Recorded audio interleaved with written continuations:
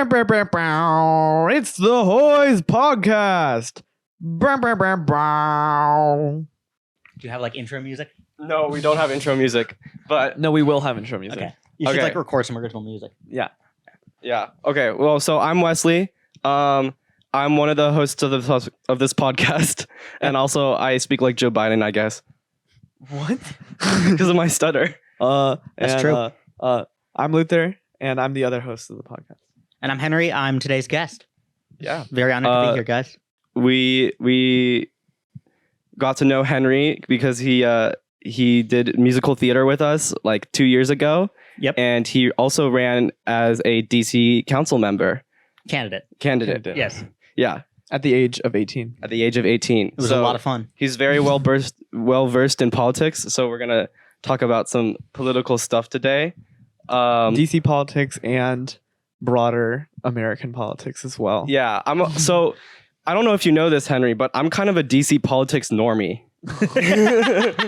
Like, I don't really know. Like, okay, so I look on Twitter and I'm like, oh my gosh, this Eric Goulet is like saying like some like stupid shit again. But like, other than that, I don't really know that much about like improving more than DC. like 97% of people. Yeah, I would say that knowing who Eric Goulet is more than almost anybody your age. True, yeah. But the only reason I know about Eric Goulet is because you tweet about him so much. So for those of you listeners who are unaware of this, and I actually think there's a pretty good jumping in point for DC politics as a whole, I ran for DC Council in 2022 for the Ward 3 seat. A little bit of lore for this is that it's actually because of theater that this happened. Oh, really? Yeah. You didn't know this story? No, I did not. You guys do Much Ado About Nothing? No, No. but I We watched weren't the here. online version, which was interesting. So, Much Ado About Nothing. I never watched it. When we did it as a Shakespeare play. I don't love Shakespeare plays, honestly. They're very Yeah. hard for me to understand. I'm not smart. But it was a lot of fun to like be in, hang out with your friends and stuff. I had a pretty minor role, but like, again, it was just fun. Anyway, DCPS's policy at the time was that they weren't allowing audiences to like yeah. exist because of COVID. This was like Yeah. February of 2022. We'd been in school for months. We'd had like major events. There was sporting matches. I don't know why I said it like that. Like we'd had audience like this. So it's clearly not like a health thing. It was just a policy thing. Wait, this was the player show, right? Yeah. Okay. And so I took point on like an email writing campaign to Mary Che, who was our council member at the time. She'd been our council member since I believe 2006. So she'd won 2010, 2014, 2018, 4 times. She'd run for re-election 3 times and won. Anyway, we did this whole email writing campaign. We sent like 50 emails, and eventually she was like, "Yeah, sure, whatever." And then the next day, she announces she's retiring. Oh, wow. Like the next day, yeah. I wonder why she didn't care. Yeah, I mean, I'm not going to say we may retire. But I definitely think that a bunch of years annoying her about something was not like, good for her decision making. Like, Yeah. convincing her to stay in. And so the next day, I'm sitting around eating district taco. I have celiac disease, so I can't eat gluten. So in freshman year of high school, I literally ate district taco every single day during a play we did because Oh, wow. it was like the only food that I knew I could have. But anyway, I'm sitting there, I'm eating district taco. I'm talking to this kid Jack, Jack Bartlett. For those of you who are versed in Wilson people. I'm talking to Jack, and he mentions, and the roof starts leaking. It was a rainy day outside. The roof starts leaking, and he's like, "Oh, you should run for council and fix that." And it was a joke. I was like, "Yeah, that would be funny." And then I go online, and it turns out it's actually pretty easy to run for office in DC, and this is a good thing. It should be easy. You only need to get 250 signatures from registered voters in the district, right? Oh, wow. And I called the board of elections. I was like, "Hey, I'm like turned 18 2 days ago. Can I run?" And they're like, "Yeah, sure. We don't care." Yeah. I went in, I like called them a couple more times, That's like awesome. ask specific questions because I kind of wasn't sure how it worked. And then when I went in to like go and like actually file the paperwork, the person who I had been talking to on the phone was there, and she was like, "Oh, so you're the youthful voice I've been hearing on the phone." Yeah. And so, I got to run for council. It was really awesome. It was a great privilege. I spent 2 weeks getting signatures, whole bunch from students at school. You had to be 18 to sign. Even though you could vote if you were 17 and going to be 18 by November, you still had to be 18 to sign a petition for somebody to get on the ballot. Yeah. My AP comparative government teacher, Mr. Jeremiah, told us that you tried to get him to sign, and he refused to because he wanted you to go to college. He signed it. I don't know what he's talking Really? about. Yeah, he signed it. He told the story wrong. Yeah, he told the story wrong. I don't know if they publicly posted the forums, but you can file a Freedom of Information Act request, and you can find his signature somewhere there. I'm going to show that to him. Prove him wrong. I might have it. I might have a copy somewhere. I don't think I do, but I might. I can look. Maybe for it. he refused to vote for you. That might have been it. Yeah. Which, given what we'll get to, that made sense. But anyway, made the ballot. It was awesome. I spent 2 weeks getting signatures. What I would do is I would stand outside of Janney Elementary School. And now when you're above 18 and you're standing outside of an elementary school that nobody in your family goes to, it's almost always for a bad reason. I might have been the first person to do this without ulterior motives. Yeah. And so yeah, I'd literally stood outside of Janney, and like people's like parents would come pick them up, and I'd be like, "Hey, you want to sign this petition? Hey, you want to sign this petition?"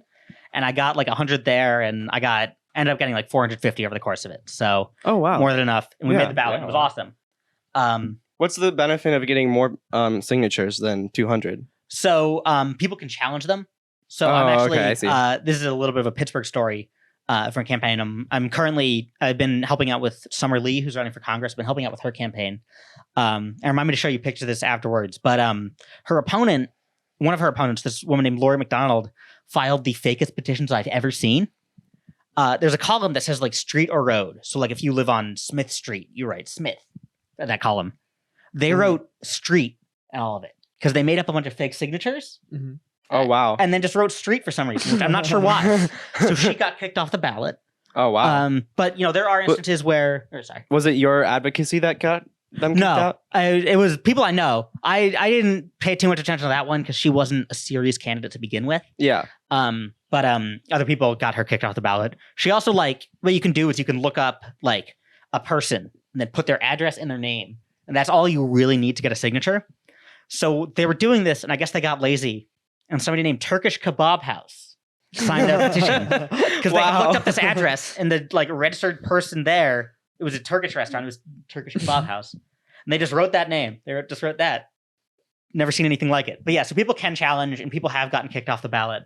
Yeah, but I did not. Anyone ever challenge any of them? No, not in this race. Mm-hmm. Everyone is pretty nice to each other at this point, at least. Like all the other candidates for the most part. But anyway, there was 9 of us. There was a lot. Yeah. So who are the other running mates? The other candidates? Yeah, the special personalities. So it was myself. I was probably the most unique candidate, not only because I'm 18, but I'm also deeply weird. There was Ben Bergman, who was an ANC commissioner, which is like a kind of local like planning advocacy office in D.C. Yeah. There was Phil Thomas, who I believe at the time was the chair of the Democratic Party for Ward 3. There was Monty Monash, who was a businesswoman and a former Republican. And when I say former, she was a registered Republican until, I believe, 2021. Wow. So January 6th happened and was like, yeah, I'm fine with this. And then when it was time to run for office, decided to change her registration. I wonder why. Yeah, and this came up a lot. She knocked on my neighbor's door, and this is how I knew I had an impact on this race. She knocked on my neighbor's door and talked to him. And I was at school. But when I got back, he was in his yard, and I was like, "Oh, hey, Alec, how's it going? What's going on, Alec?" And he proceeds to tell me that somebody knocked on his door, and I was like, "Oh, who was it?" And he was like, "Well, I don't remember her name, but she said, oh yeah, you're Henry's neighbor. He'll probably tell you that I used to be a Republican." Wow. So yeah, and that's somebody who's not going to vote for her now because she used to be a Republican. So is she in any office at this point? No. Was she ever? I don't believe so. Okay. There was Deidre Brown, who also had a business. She initially filed to run when Mary Cheh was still running. She wanted to run against Mary Cheh. Mm-hmm. Yeah. And based on how the campaign broke down, I think that she kind of lost motivation to run against 9 other people because she kind of stopped showing up to campaign events at a certain point. I might be wrong. 9 is a lot of people to run. This isn't a historical record or anything, but she I stopped seeing a lot of her signs or things like that along the way. Who else was there? And then finally, from the kind of more moderate sphere of the race was this guy, Eric Goulet. I'm sure you can tell there's some feelings on that. I feel like moderate is I'm in United States. I mean, he'd be moderate, but in a lot of other countries, he would definitely not be the moderate candidate. Well, so there's this thing. Yeah, and in DC. There's this thing that Republicans call other Republicans who they think aren't racist enough. They call them rhinos, Republican in name only. My brother has taken a call on Eric Goulet, a dino, a Democrat name only. Because when you look at his policies, there's kind of not a lot of Democratic priorities there. Like he recently came out against a wealth tax. Yeah, I saw I don't know if either of you saw that. But yeah, things like that. I replied to that. And we'll get in a little bit more him specifically later on. And then the other more progressive candidates, I was probably the most progressive candidate in the race. Mm-hmm. Like there was multiple like questionnaires where I was the only one to say like we shouldn't be blindly hiring more cops, things like that. Beau Finley was also super progressive. I think he's now the Ward 3 Democrats chair. But he was pretty cool. His campaign, they just didn't have a ton of money. And he kind of never quite got off the ground. Yeah. But he was a very nice guy, good candidate. He would have made a great council member if he'd won. And all these people on the progressive side, I think, would have made great members had they won. There's Ben Bergman, who was an ANC. He was, again, more on the progressive side, a little bit more on the kind of... there's a term in politics called like a policy wonk, like somebody who's like very into policy and like very into numbers. He was kind of in that sphere. A very smart guy. And again, quite progressive, very cool, pro-housing, things like that. There's Trisha Duncan, who I believe was the president of the Palisades Association. She... what is the Palisades Association? It's like a Palisades citizen association. I might be wrong about that. I don't know if it's specifically called that, but she was definitely the president of an association of citizens in Palisades. I always forget that Palisades is part of Ward 3 just because it's like way out there. I'm never like in Palisades. Like I feel like Palisades is more an area that I go through as opposed to be in a lot of the time. Like my dentist is there. Yeah. Or at least he was. I had a dentist named Avram Peretz who was there. No, literally might be me and Wesley's dentist. No, it's not. But we also go to a doctor. There's multiple dentists there. It's literally so suburban. It's not. It should not be considered. I like have a lot of friends in Palisades. Palisades is a really nice neighborhood. It's just very different from the rest of DC. Yeah. But definitely kind of an odd area. The MacArthur Boulevard 4th of July parade, though, my family's been going to that since my mom was like 2. So I was going to that with my family at least when I'm in town. Been to that. It's a good parade. Good parade. I should go. But and then finally was Matt Fruman, he'd been in ANC for like 20 years. He's like very much a consensus builder.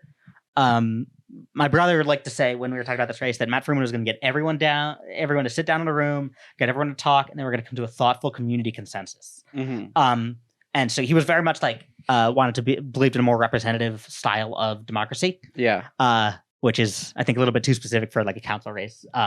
But he was also quite progressive. Things like bike lanes. He rode his e-bike everywhere. I'd see him sometimes out on his e-bike, like in the pouring rain. Hey, Matt. Oh, hey, how's it going? Yeah. And he always went to the Jackson Reed shows. Yeah, and he goes to Jackson Reed shows. He's a very nice guy.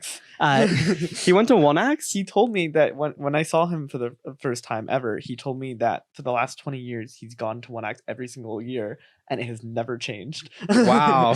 So for he's the One Axe historian. So, because we might have some listeners who are not from Wilson. Yeah. So for those of you who are unaware, One Acts are kind of student-written, student-directed, kind of 5-minute short plays. Yeah. That they do every year, and so they'll do like 10 of them in like a little showcase. I don't know how best to describe them. They're a fever dream. And they're a place where like student expression can happen, which is really cool. But it's turned into it's a bunch of high schoolers, and it's turned into who can say the most naughtiest, most disgusting. It's a little. I know, like this year they're cracking down a lot on like I don't the sex stuff really and the drug, or at least like we have a new sponsor, and like she doesn't really want to get in as much. Miss Fallen Good News. Miss Fallen, okay. Yeah. I mean, she did it last year as well. I mean, she loves One Axe, but I think she doesn't want to get in trouble for anything. So, which is fair. That's totally fair. So I wouldn't blame her for that. And also the weird thing is like a lot of the shows with like sex and drugs and stuff, they're like really, really funny on paper, and then like when it comes to be acted out, it's just not as interesting. It's not actually that funny. Like there's a lot of kind of deluge with One Acts where there's some that are really funny and really good, and then there are others that are just kind of odd. Yeah. And they're very fun to do. Like I think that you have a lot more fun in them than watching them, and I think that everybody who does them will agree. Yeah. But there's a lot going on all the time. And there's always, so they usually do like a Thursday night show, a Friday night show, and a Saturday night show. Yeah. And usually the Thursday night show, all the parents will go to. And that's the most awkward one. Oh yeah. I know that like someone who was in theater like 2 years ago or something, they went with their grandmother. That's a mistake. Who got so offended by like the second show that she like stormed out and left.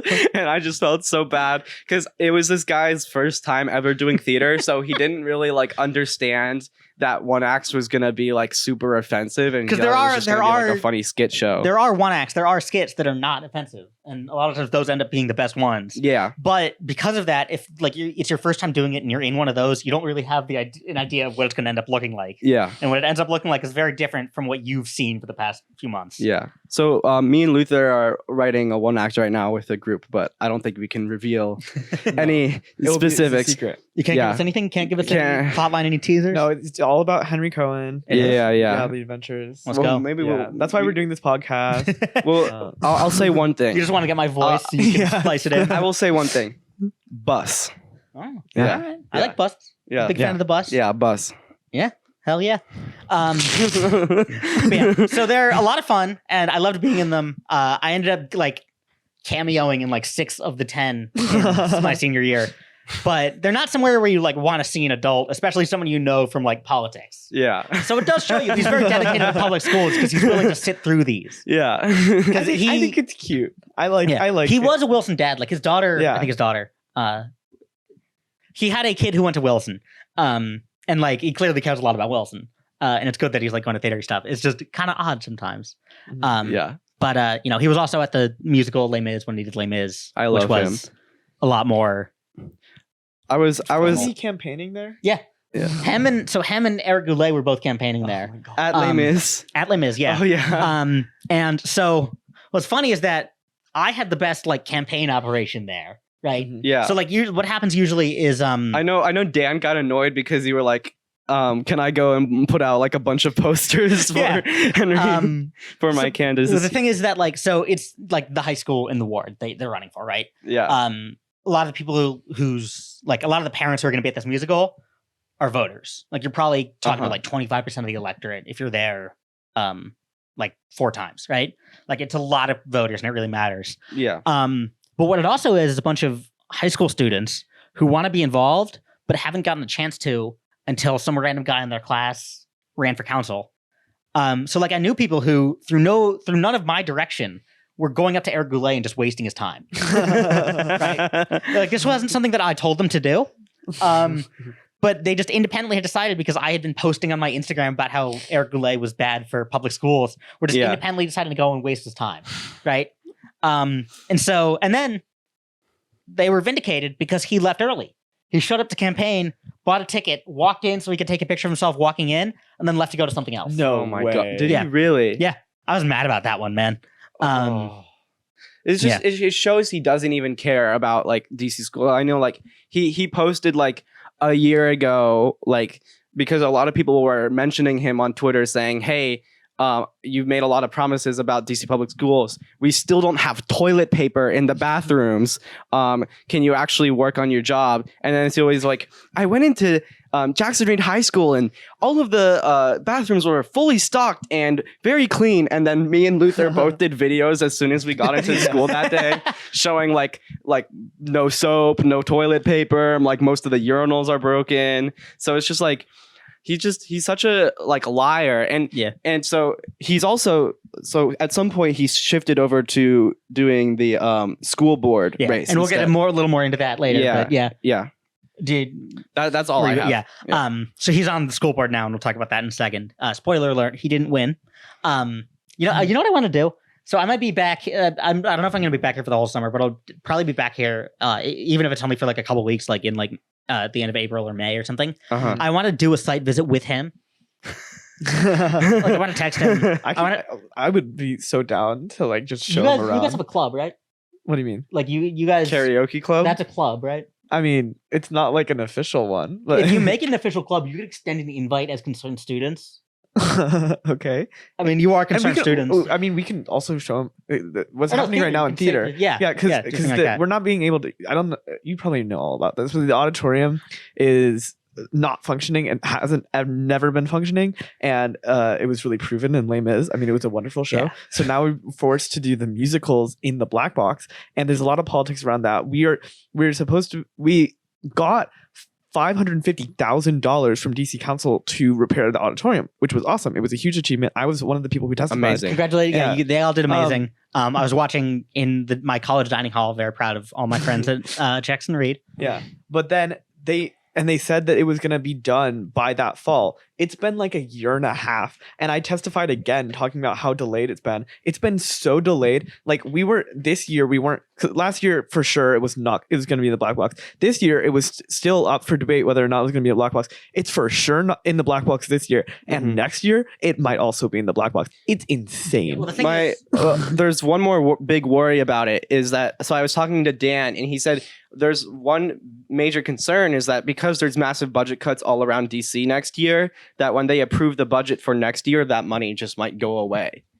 Am I allowed to swear I don't on this show? Oh yeah, of course. Sometimes what you need in politics is, and I can't think of a better word than shit wrecker, is you need somebody who's willing to be like, hey, this sucks, go fix this. Right? Yeah, you need somebody who's willing to show up and be like, my constituents need this. The thing is with theater is like we're all full-time students and all of the parents are volunteers, and Dan, he used to just be the set director, and now he's doing both set and the directing and some of the music stuff because the director and quit a teacher a few years ago. And he's a teacher. So he doesn't have any fucking long time suffering. Like go to DC Council every week and say, hey, what's the status of this? Yeah. So that's the job of the school board member. That's the job of the school board member to go and advocate, and we don't have that. So let's close out the Ward 3 Council discussion so we can start talking about that. Yeah. So what ended up happening in this race is actually at Les Mis, this was like kind of the final salvo of my involvement because, I got super busy with Les Mis and stuff. I was still like going to debates and, staying active. Eric Goulet really wanted to take a picture with me that he could post on his social media to show that he was listening to students. And that picture is now my Twitter profile picture. Really? Yeah, I'll show you the picture afterwards. It's just like kind of a cool picture of me. Yeah. I did not know that. That's crazy. Anyway, so I was a little busy graduating high school for like a week, so I kind of dropped off a little bit in campaign stuff. And then the day after my prom, I tested positive for COVID, as did most people who went to prom. Really? And while this was also going on, it became apparent that the race was essentially becoming a three-way race between Trisha Duncan, Matt Fruman, and Eric Goulet. Okay. Eric Goulet was getting a ton of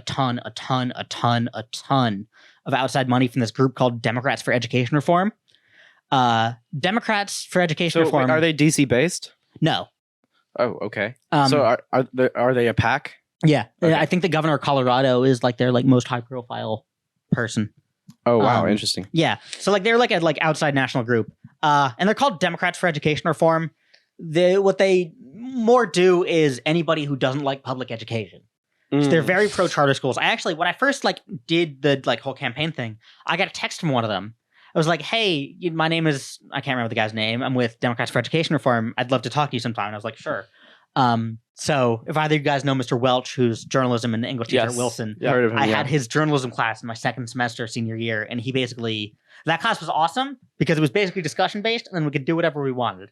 And I was a second semester senior and I was running for council and he was a big fan of that. And he kind of let me just do campaign stuff during this time. That's awesome. Yeah. Shout out Mr. Welch if you're listening to this.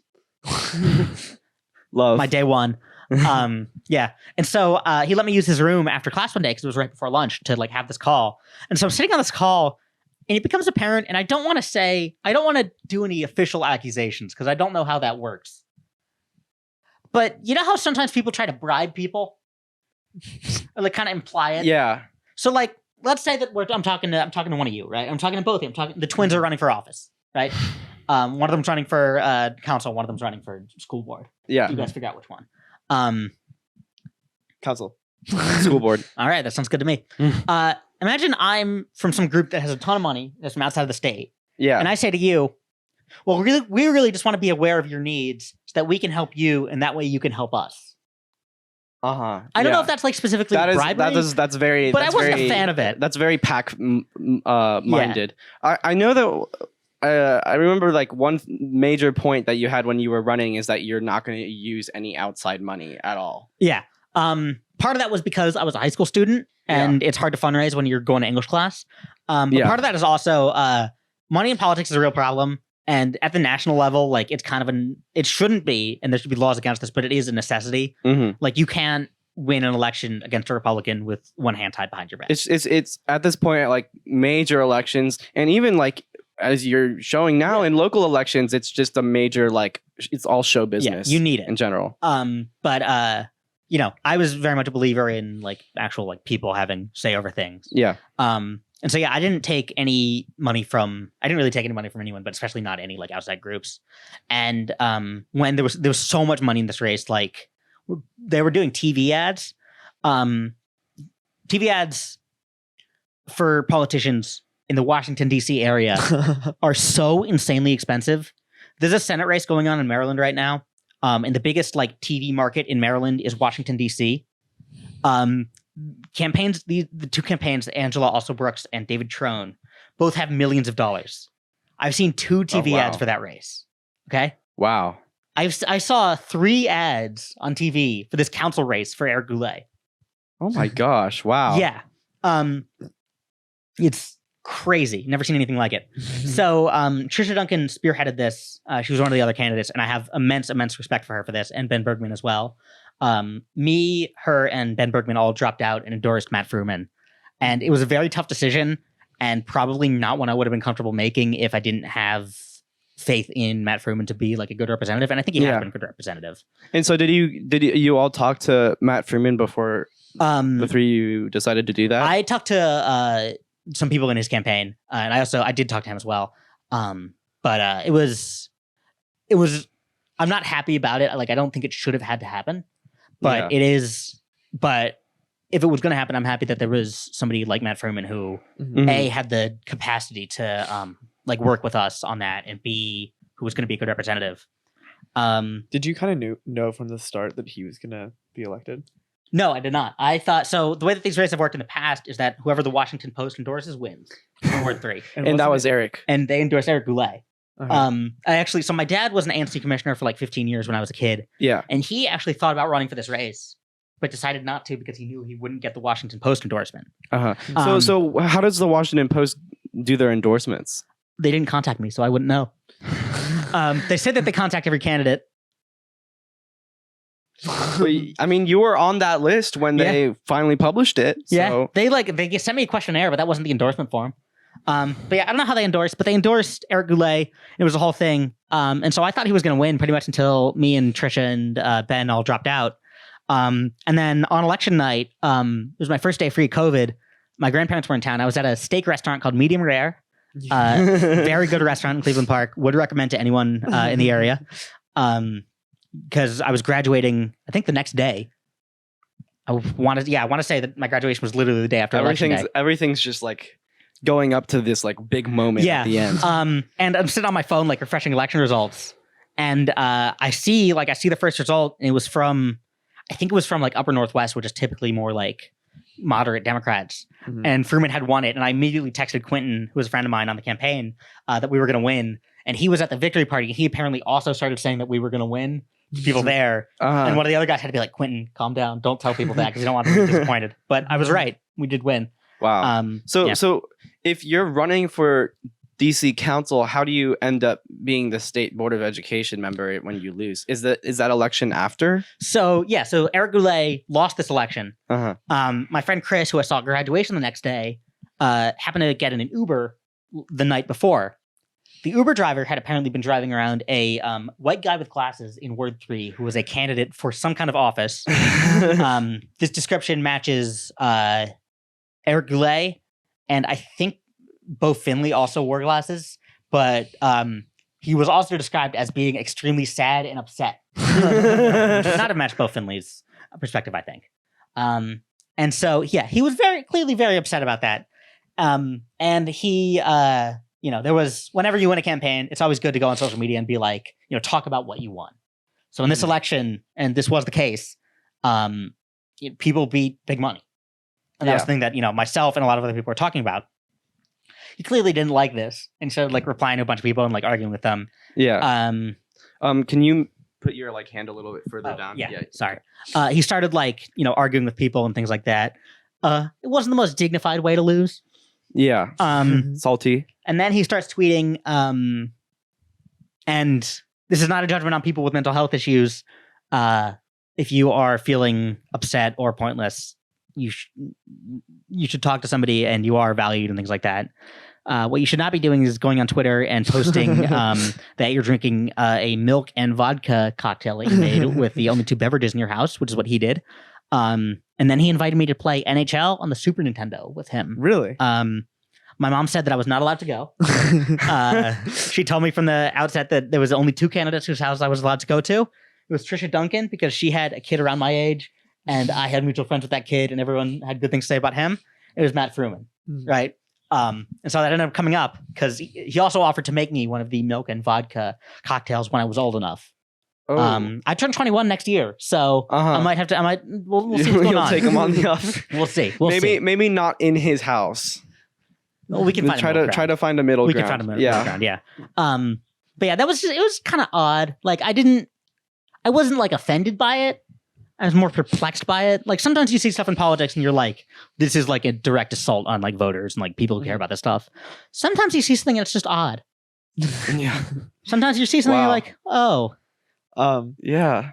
So did you ever think that there was like, first of all, I do remember I was watching the election day results, and it was, you dropped out with Trisha and Ben. Yeah.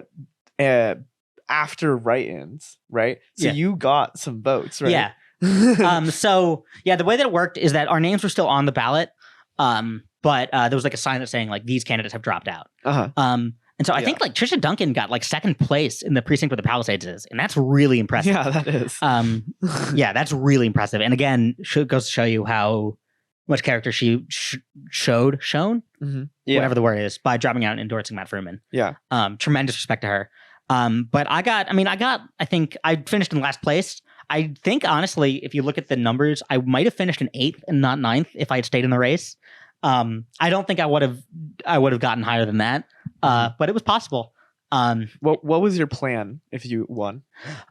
My plan if I won was that I didn't think I was going to win. My winning to me meant getting younger people engaged. And I definitely accomplished that. There was, I don't know if I have the specific numbers, but I know dozens of people who got registered to vote at our high school. And I know people who have since gone on and like actually got involved in politics. And their first experience was like with just any politics at all was with that. Yeah, DC politics in general is very, very like old. Yeah, like it's very millennial past. There's not a lot of Gen Z representation at all. Yeah, there is. Yeah. Quentin Clone Roosevelt ran for ANC and won, and I believe he's the youngest elected official in DC history. Yeah, amazing. He's my age, so I think he's probably 19 now. Very, very impressed by him. So he's now traveling in between because he's in college too, right? Yeah. Where is he again? I think he's at Princeton. Princeton? Yeah. Wow, that's a very smart guy. He definitely deserves it. So he's representing all the way from Princeton. Well, they do virtual meetings, and I think that I'm going to take a sip of water for a second, so forgive me. I think that like people talk about representation, and I think that it is of value to have somebody who is younger and has a different experience with things, even if that does mean that they like might have to like telecommute or something like that, because that's something that people do. Yeah. You know? And I think that that's important. But people, and I don't think that it was me specifically who inspired him to run for office. And I don't want to take credit for that because he deserves all the credit for that. And in general politics, like we're kind of reaching like an impasse because we're like in the middle still of the 3rd industrial revolution, right? With technology and phones and all of that. And so like a lot of older politicians in general are not like accustomed to this, and like also like with online stuff, there's not a lot of great regulation coming out really quickly in the United States. And I think a big reason for that is because there's not a lot of Gen Z representation that can advocate for these things. Yeah. And if you look at, I think that campaigns are actually a good way to look at this because there's something that's useful to politicians. Campaigns have for the most part figured out Twitter. Yeah. Like, I think that like, for better or worse, campaigns have for the most part figured out how to use Twitter. Yeah. But when I got asked by somebody on Freeman's team on like how to like best appeal to younger people, almost nobody puts serious investment into Instagram, and way more young people way more Gen Z people use Instagram than use Twitter. Like I looked at one day my like Twitter following list and my Instagram following list and my campaign account, entirely different sets of people. Mm-hmm. Yeah.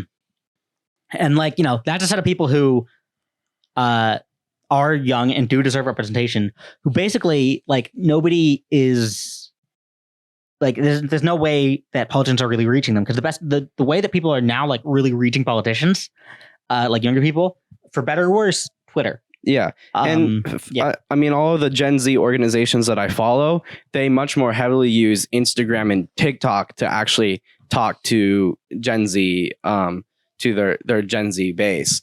And like they might have a Twitter presence, but it's usually for a much different purpose. Yeah. There's a guy, Jeff Jackson, very generic name, in North Carolina, who's a representative. He's running for attorney general in North Carolina because his seat got gerrymandered by Republicans, alongside other seats because Republicans did not want black people to get representation. Yeah. But he has used TikTok very well. He basically literally just does TikTok videos where he will put his phone like on a tripod and just take a video of himself talking directly to the camera, being like, here's why this is important. Here's why this affects you. Yeah. And he's done it very well. And like people who I know who are normally interested in politics, but not to the point that they're insane like I am, who've like asked me about this guy and been like, who is this guy? Like, I like this guy. And I'm like, yeah, he's cool. Yeah. Yep. That really says something. But I gotta use the bathroom. You got 2 minutes now. You guys can continue. But going back to Twitter, Eric Goulet basically lived on Twitter after he lost. And I'm on Twitter a lot too. Yeah. But I was at that point an unemployed. No, I was not unemployed. I was a summer camp counselor and 18. Perfectly reasonable kind of person to be on Twitter a lot. Yeah. He was a dad who I believe still worked for the D.C. government at the time, and was just on Twitter constantly, right? And so our school board member at the time, this woman named Ruth Wattenberg, who was amazing. I love Ruth. Yeah. She's awesome. She announced that she was not running for re-election. Yeah. And initially, kind of nobody, like we kind of figured that it was going to be like two new people, right? I think there was a push to try to get Trisha Duncan to run, and I think she should have, because she would have been amazing. Yeah. But I also understand why she did not. But we kind of assumed it was going to be two new people. And then somebody checks the like campaign files one day, sees that Eric Goulet had decided to run. Oh my God. And I would have, honestly, if I wasn't going to college, I might have ran against him. Not even joking you. Although if nobody else, the guy who ended up running seemed like a nice guy. Yeah. But I mean, his campaign was not the best. Yeah. I did campaign for him. Yeah. And I worked really hard, but it did not work out. I think that he was a little reluctant to run, and I think that he was. Yeah. Also, just like not everybody's built for this. You have to be a little nuts to do this. Yeah. But like, I'm back. Yeah. So Eric Goulet ended up winning by a very narrow margin for somebody who's like pretty much universally known by voters in the area and has a lot of experience. Like he won, but like it was not like a margin that you would write home about. Yeah. Let me just say. Sorry, I might have missed this, but so how did he get into the ballot for? So Ruth Wattenberg retired. She was our state Board of Education. It's called the SBOE, State Board of Education representative in Ward 3. She announced she was retiring. We all assumed it was going to be between two like new people. And then somebody checks the filing one day and it's Eric Goulet. And because he had a ton of money and a ton of backers and people knew him, he ended up winning. But again, did not win by a lot and definitely should have won by more. He should have won like 80% of the vote. I think he got like 60. Yeah. Yeah, that was rough. So that was a different election. Yeah, so that was in November. The primary was in May, or June, end of June. Yeah. So this is a pretty good microcosm of how DC politics works a lot of the time, because Eric Goulet was also supported by what we call the Green Team, which is Mayor Bowser and her like supporters. Yeah. Yeah. Mayor Bowser's been the mayor of the city for 10 years. Okay, and I'm not a big fan. I'm not either. I know your cat has different opinions. But yeah, Mayor Bowser has been mayor for 10 years. And if you go and look at this is somebody named Potomac Fever, who I'm specifically referring to, but just a lot of these people on Twitter. Yeah. A lot of them will say that like, DC is in a crime crisis and an economic recession. And like, the city is like going to hell, whatever. And, crime is a very serious problem in DC and it should be tackled. Right. Who's been the mayor for 10 years? Bowser. Who's been in charge of this for 10 years? Do either you know? Because I asked them and they refused to tell me. Bowser, right? Or like the guy from Mario? Muriel Bowser. Muriel Bowser. Okay. Yeah. So basically, a lot of her supporters and her people seem to believe that simultaneously the city is in a crime crisis, an economic crisis, that like everything's going to hell. And we need to remove anybody from office who wants to seek any kind of change. Right? Going into Charles Allen. Like that. Yeah. It's so interesting. It's so, I don't understand it. I fail to understand like someone who is really, really fighting for crime reform. That's the person that they are going after. Is the person like, who's been in charge of the police for 10 years. Right, like their Mayor Bowser's been in charge of the police for 10 years. Instead, what they're doing is they're pushing a recall on Charles Allen, who's a council member in Ward 6, who I've there's things I disagree with him on, but I think he's been a pretty good council member. I know people on his team. He's a very nice guy, funny guy. It's very rational guy, yeah, and does not believe in doing the same thing for 10 years in a row and then getting mad when it doesn't work.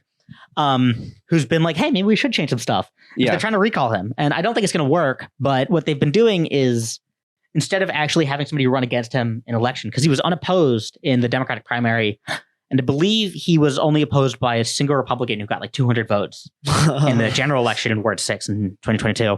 Yeah. They're doing a recall instead, because the way a recall works is it just says like this person's name, and then do you want to remove them, yes or no? Mm-hmm. And when you have like the kind of polarization that we have in politics today, most people don't like the government. Yeah. Right? And so, like, when you just have that option, it's more likely people say yes. I still think he's not going to get recalled. And the thing is, too, if they do get enough signatures for a recall, which is a lot, by the way. It's like 6,000, yeah. You need like a tenth or something of the ward. This congressional campaign that I was just helping out, they needed 2,500. You need more than double that to recall somebody in a district that is 1/7 the size. So it's really you need a lot of signatures to recall. But if they do get to a recall, it's highly likely that they would recall this because the people who would say no, I don't want to recall, or people who think that that Charles Allen is great, a lot of them will just not show up because the people who care a lot are the people who would show up for the recall, right? Usually, yeah. Like if this happened in 2023, I think it'd be the case. But if this recall works, I believe, and I might be wrong about this, it'll be on the same ballot as the presidential election. Oh, okay. And everybody votes in that. Like DC as a whole has like higher turnout than the average city because we're all massive nerds. Yeah. Everybody votes the presidential election here. And I think like even if it does work, I still think he'll be fine. I think it's stupid and a waste of time. So when is his term expire? In like 2 years? In 2026. Oh, okay. Yeah. Yeah. I mean, if I were them, I'd just be fighting to get a good candidate for the 2026 election. Well, they know they'd lose. Because, the part of it is also is a lot of the people who are pushing this recall are Republicans, right? Yeah. So they don't want to go. They're Democrats who are socially Republicans. There's some Democrats. Yeah. There's more Republicans, I think. Is Potomac Fever Republican? I don't think he'll claim to be. Yeah. I've looked at like the donation records, and I haven't looked at all of them, but there was a significant. So DC, I believe the like highest that Republicans have gotten here in presidential elections in recent years is 10%. Yeah. Every single precinct votes for the Democrats by more than 70%. Yeah. So they know that so first of all, if your donors to a recall are 40% Republicans, what does that tell you about who's supporting this? That it's way more Republicans than you'd expect. I don't know if 40% is the right number, but I believe it's around there. And the thing with Republicans in DC, while there's like not a lot of them, they have significant power and they're very, very rich because a lot of them may like have connections to who's the Ward 3 guy again? Like huh? Who's the Ward 3 David guy? Krukov? David Krukov is the funniest person alive. He's horrible, but I just remember when he was running against Matt Freeman. So he was a Republican nominee for the council election. Yeah, which he was never ever going to win. Like 100%. DC is so progressive. DC, I believe the last time that a Republican won a ward in DC. Do you want to guess when it was? Like a presidential candidate?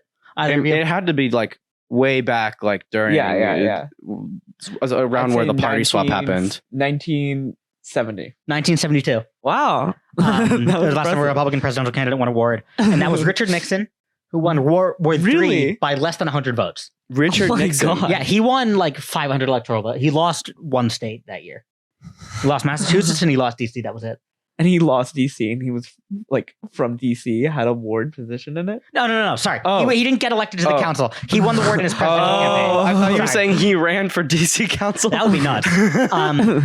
We had council members who were at large because the way that we do things is Democrats are only allowed to run one candidate for 2 at-large seats a year. Mm-hmm. So what used to happen before the Bush administration, when Bush ruined everything for everyone, and Republicans had done that before, but it was just more noticeable at this point, is that Democrat would win like 80% of the vote, Republican would win about 10%, Independents and Green Party would get like 5% each. So we would have Republicans on council. We had Carol Schwartz and what's his name? David Catania. Both of them left the Republican Party like pretty much immediately after 2006. Yeah, we used to. But DC hates Republicans. So that's why they're not putting somebody on the ballot, because most of their supporters are Republicans. They couldn't vote in a Democratic primary because they're Republicans. Yeah. So they wouldn't win the primary. And then on the general election, they're Republicans. They're not going to win the general election.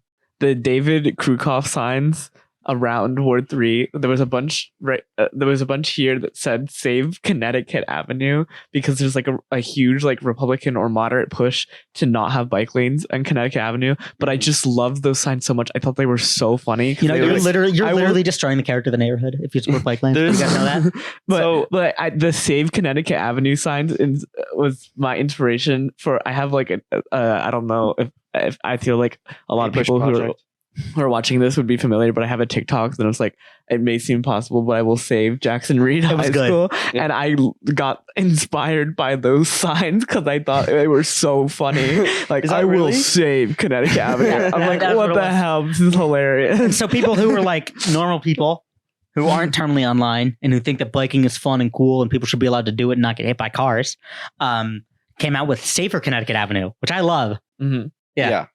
So I went to like some Ward 3 Democrats meeting, which was insane. There was a lot of stuff that happened, like Eric Goulet like stating baseless facts. Anyway, there was a large sum of people who showed up to the meeting. So Charles Allen was speaking at this meeting about environment and sustainability. And so like he was talking about like the metro and things like that.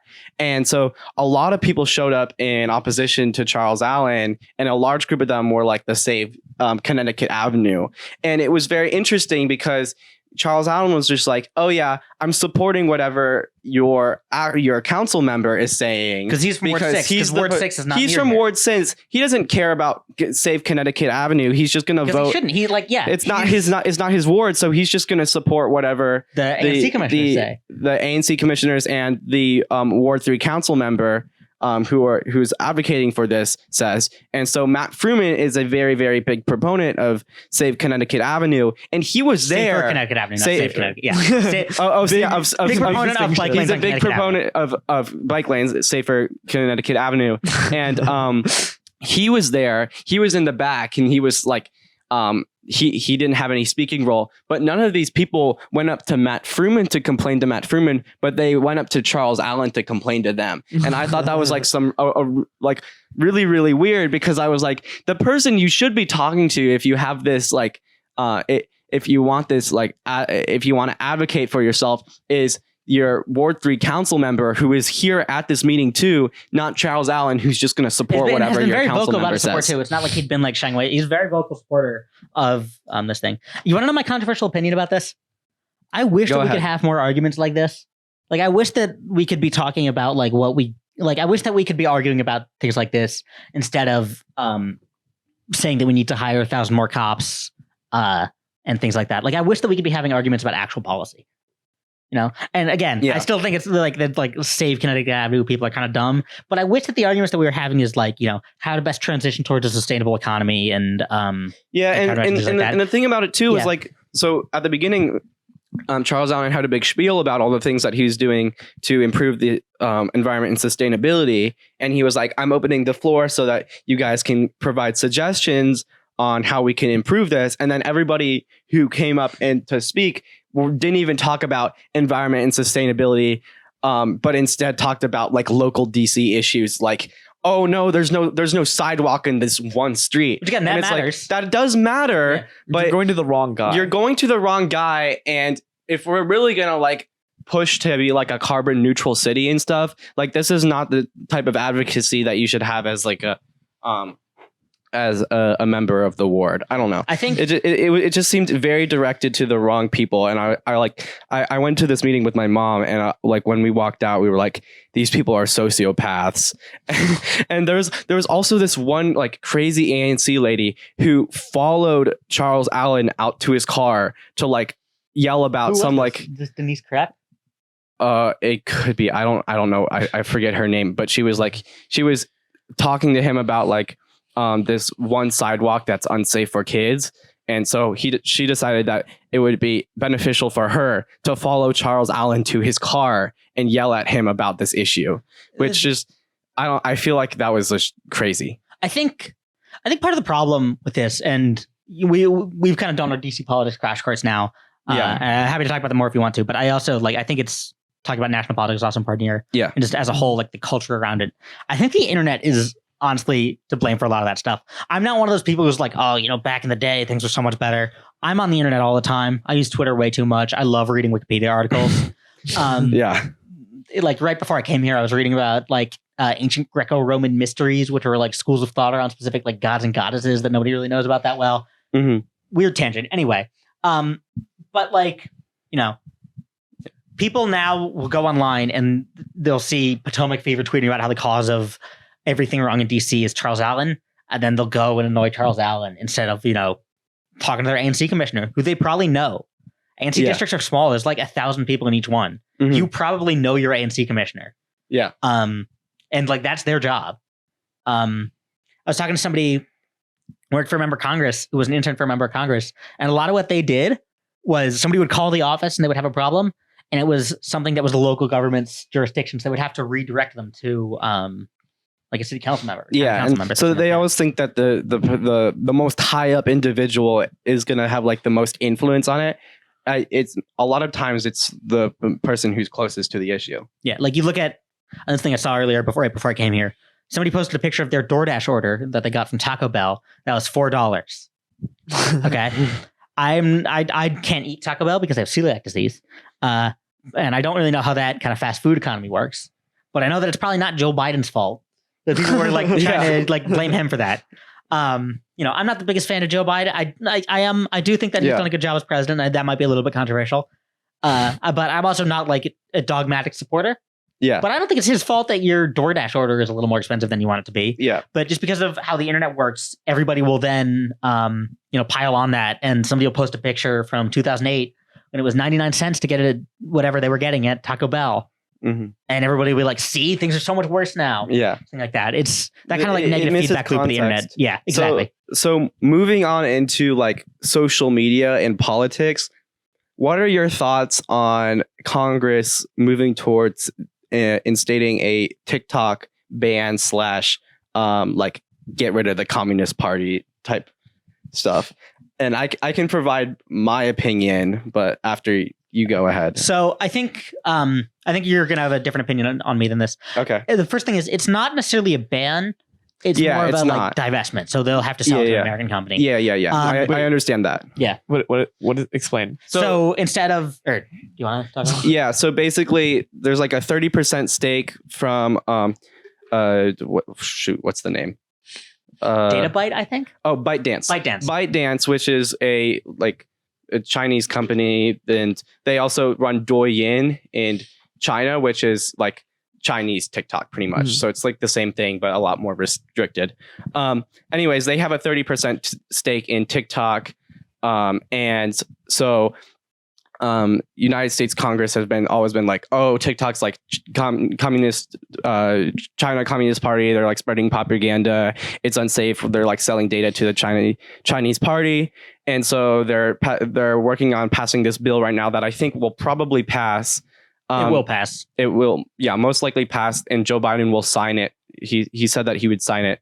That there's like a few months period where the ByteDance can sell all of its shares to an American company, and if they don't do that, then TikTok is officially banned. Yeah. Is it bipartisan? Yeah. Yeah, very bipartisan. It's one of those things. I think 2/3 of more than 2/3 of House It's passed. like 80%. Yeah, 80%. So even if the president vetoes it, it would still get into law. Yeah. There's a thing in politics called horseshoe theory, which I don't necessarily believe in. But it's that the far right and the far left will become identical on certain issues. Yeah. And I think it's pretty stupid. I don't think it's right in 99.9% of cases, but this is one where it was, because you had AOC and Marjorie Taylor Greene voting the same way on this bill. And AOC, I really like AOC. I think she's done a tremendous job as a representative. Yeah. Probably one of the best electeds in the country. Mm-hmm.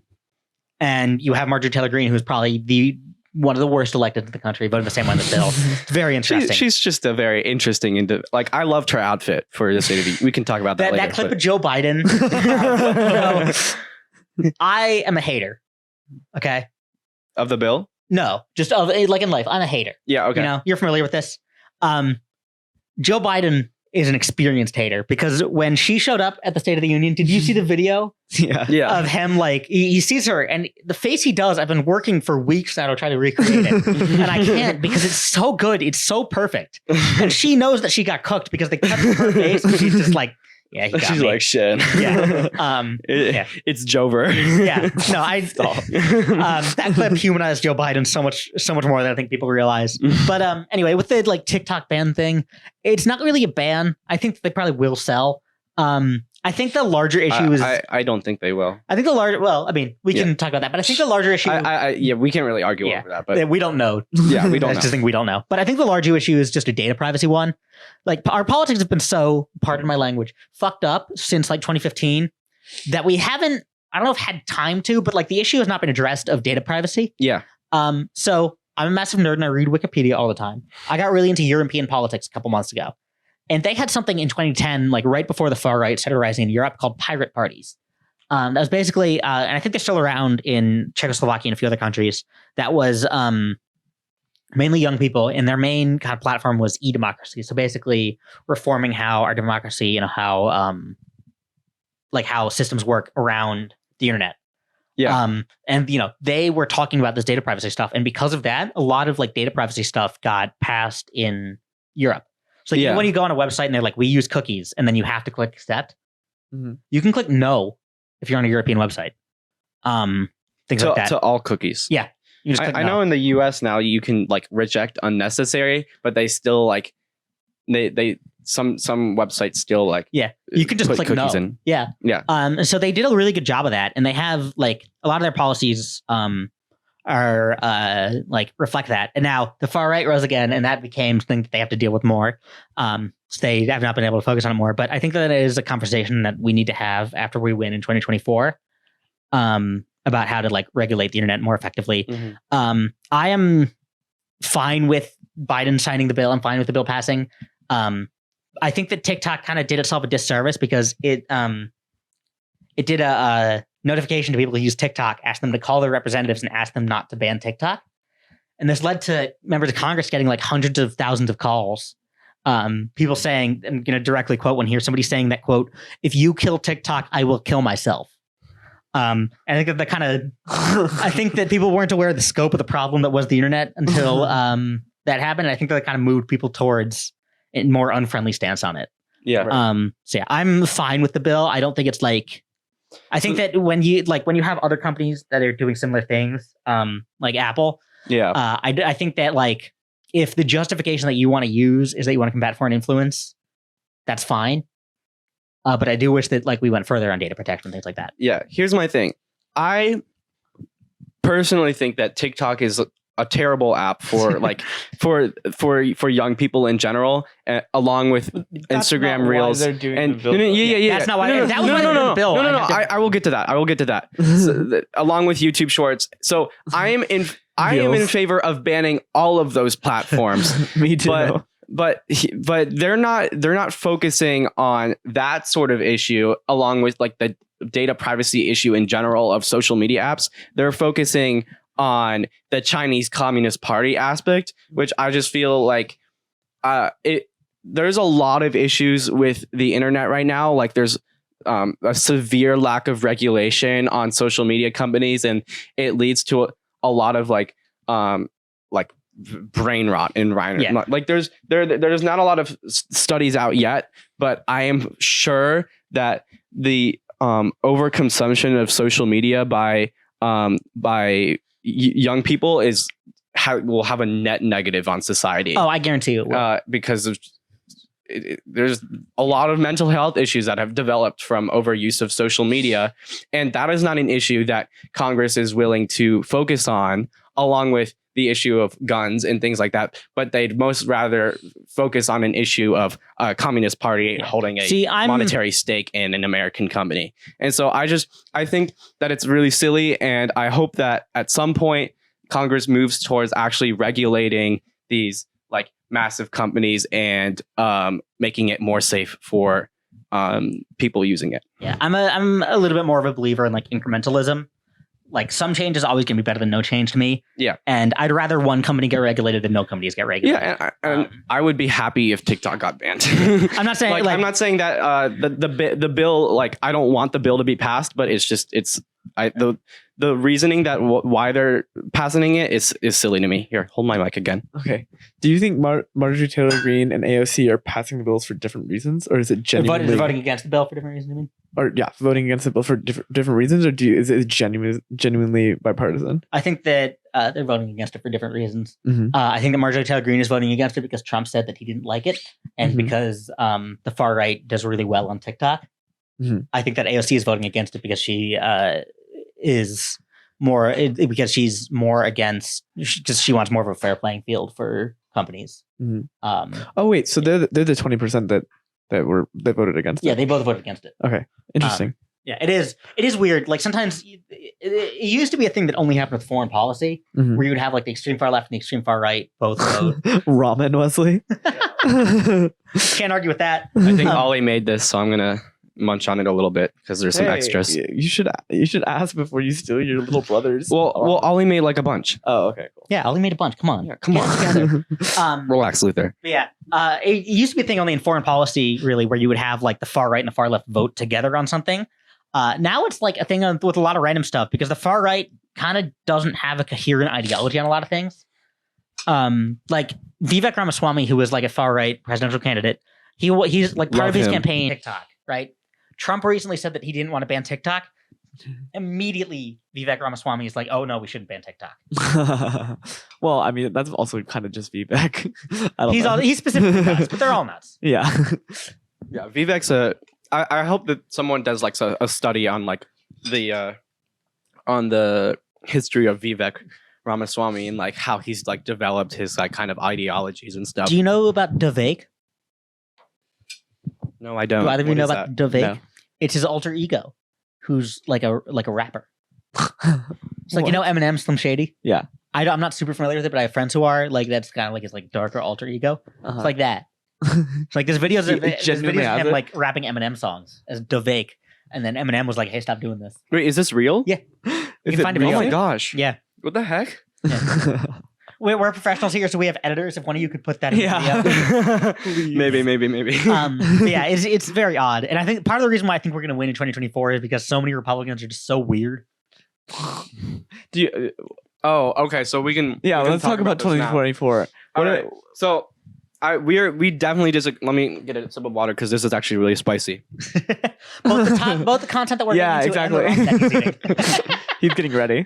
This is probably where we disagree most. I'm not gonna lie. So, first of all, I like generally do not agree with the Democratic like party in general. Like the leaders of the Democratic Party, just because they are very corrupt in general. But that's also like an issue among U.S. politics in general. Okay, where am I going with this? Anyways, I just I'm looking at the polls. I'm looking at like sentiment among a lot of the swing states, and I just don't see a lot of people showing up to vote for Joe Biden.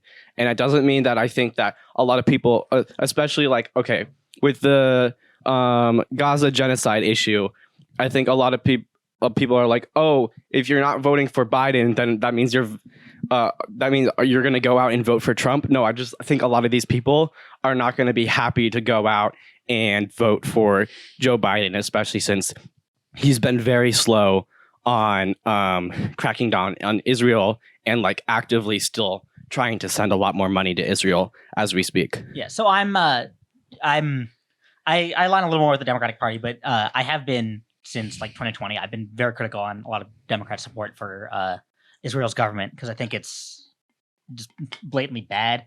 And I think that, like, regardless of the actual like humanitarian impact of it, which that is like, you know, there is actively children being starved to death in Gaza, right?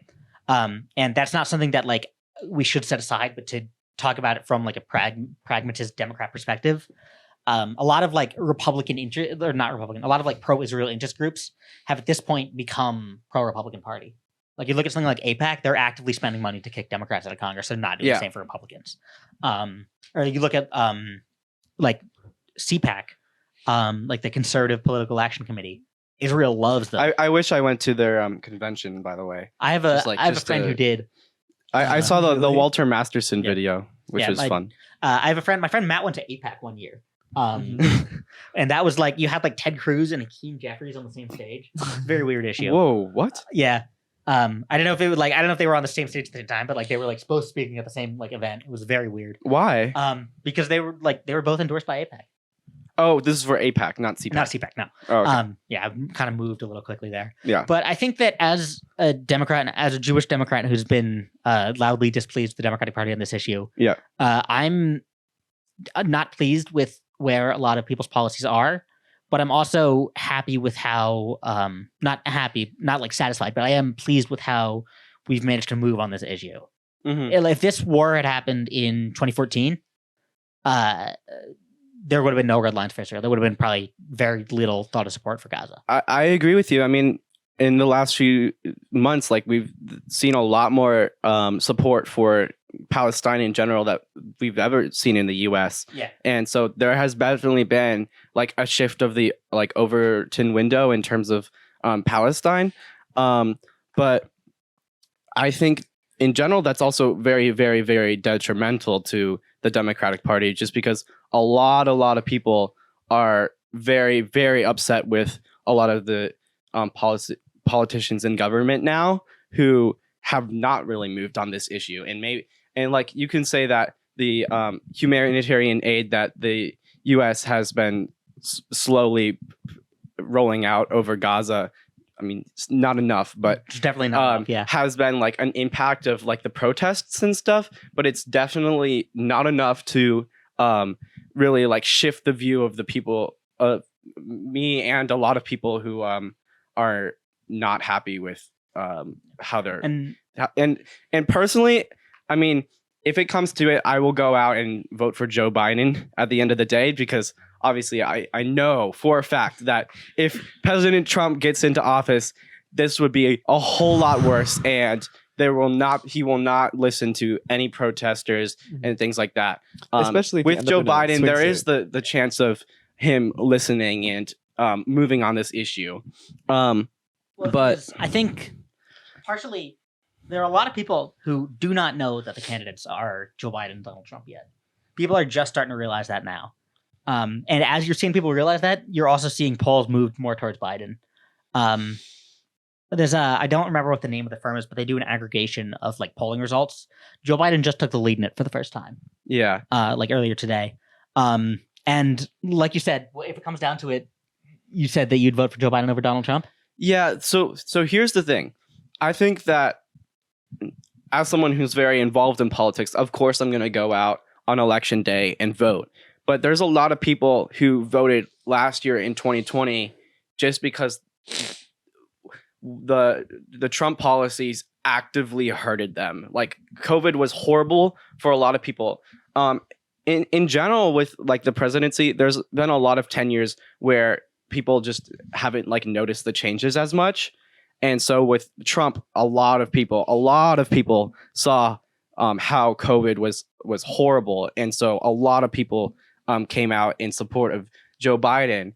But all they've seen in the last 4 years, like there hasn't been a lot of developments. And I think that it's just going to be a very, very like sleepy election year for a lot of Democrats who just may not be motivated to go out to the polls. I think that would be the case if Donald Trump was not the Republican nominee. Like I understand the sentiment, but at the same time, you'll see pollsters ask this question, and people don't think about it this way, but it is kind of how they vote of, are you better off than you were 4 years ago? So I want to ask you two right now. 4 years ago was March 14th. Were you involved in Peter in the Star? No, you weren't at Wilson at the time. We had at Wilson literally canceled a play that was going to go on that night because of COVID.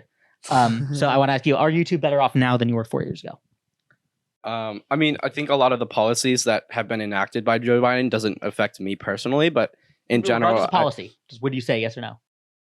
Yeah, but I don't think it's a result of the presidency or anything. I think it might not be, but that's how a lot of people decide. But also, I think a lot of the changes with COVID were good after Joe Biden, and so that has probably affected me in some way. I think also, like, when you look at, there's a lot of people, and I think it's more of an online belief than an actual belief, who think that Trump is going to somehow be better on Palestine.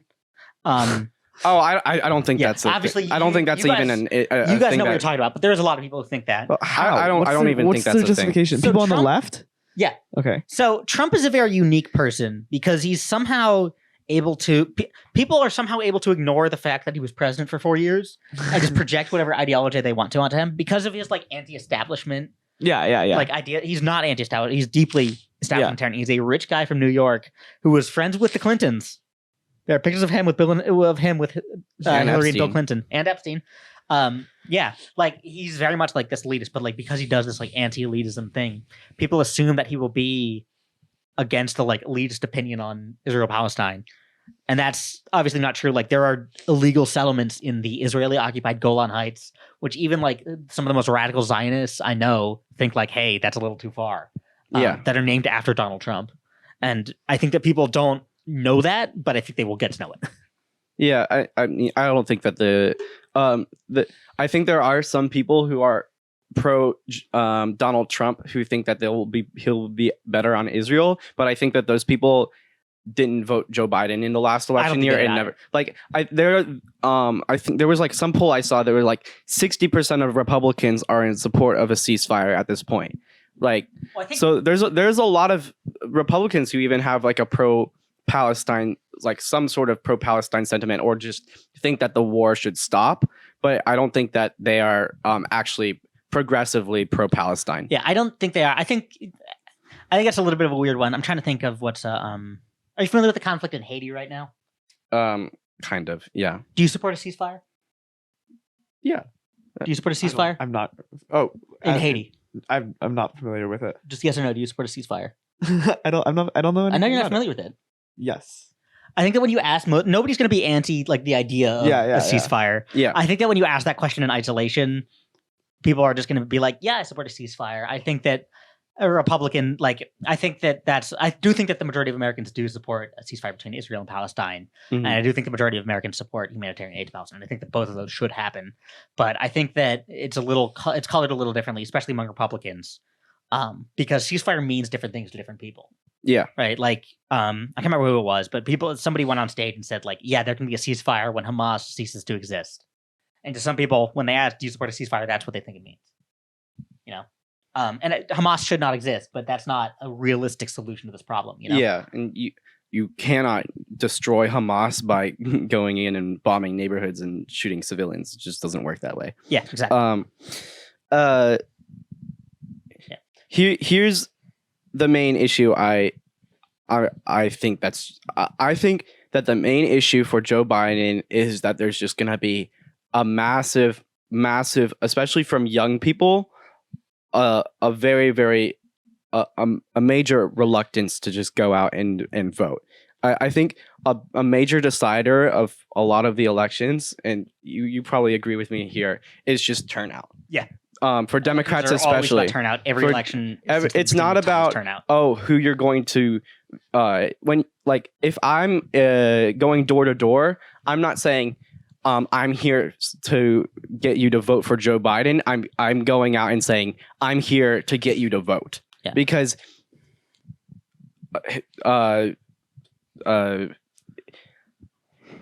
math shows, or not math, but data shows that when you go out and say go door to door and say you should vote, and those people actually go out and vote, those people will vote Democratic. Yeah. And so that's how So I've been, Democrats win. I don't know if I actually said this. So I am currently in college at the University of Pittsburgh right now. Yeah. I'm the political director for the Pitt College Democrats. And I'm also a campaign fellow on the Eugene DePasquale for Attorney General campaign.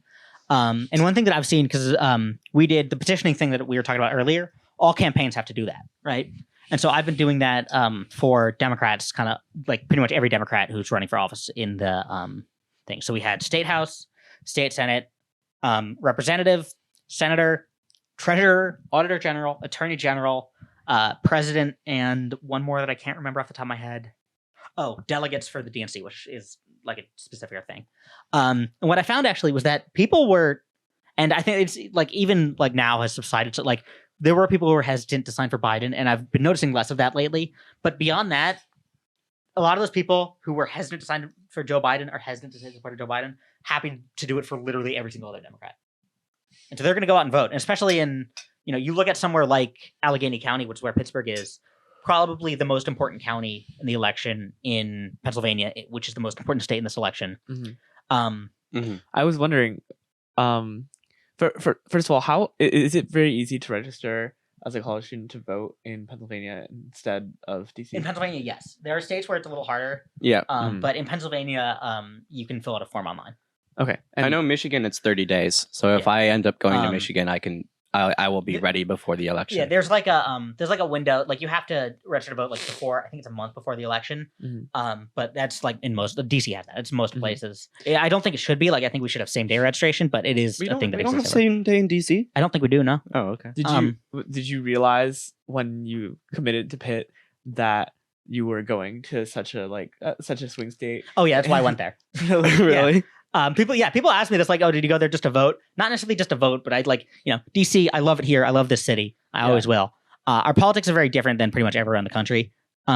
We've just been talking about how bad Mayor Bowser is and how bad Eric Goulet are, but I don't think that they're fundamental threats to democracy. Yeah. No.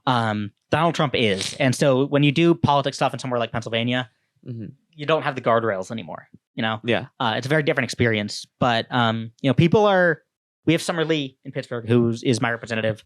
She's very progressive, amazing. She's running for re-election right now. She has a primary against one of the candidates who faked the signatures. And then this other one named Bhavani Patel.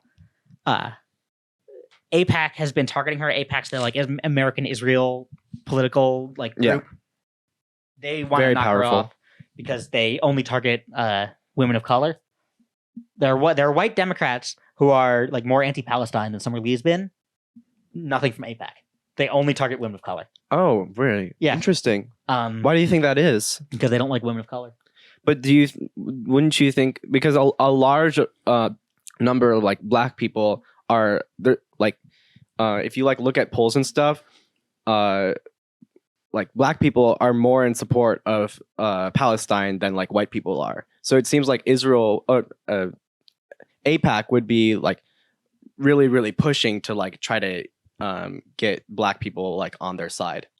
Well, that's kind of what they did here. Well, they basically, if you look at who they're targeting, and there's a picture of this isn't even a specific politics thing, but there's a picture of Joe Biden with the mayor of Pittsburgh and his family, and Joe Biden is the only white guy in the photo.